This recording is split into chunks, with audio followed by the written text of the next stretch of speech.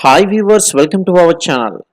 టాలీవుడ్లో చాలా ఏళ్ల పాటు స్టార్ హీరోగా హావాను చూపించి కొంతకాలంగా పాన్ ఇండియా రేంజ్లో ప్రభావాన్ని చూపిస్తూ దూసుకుపోతున్నాడు మన రెబల్ స్టార్ ప్రభాస్. అయితే హిట్లు ఫ్లాప్లతో ఏమాత్రం కూడా సంబంధం లేకుండా వరుసగా మూవీలను అయితే పట్టాలెక్కుతుంది. అయితే ఈ సినిమాకి సంబంధించి ఇప్పటికే బాక్స్ ఆఫీస్ వద్ద దుమ్ము దులిపేస్తుంది. అదేనండి కల్కి సినిమా.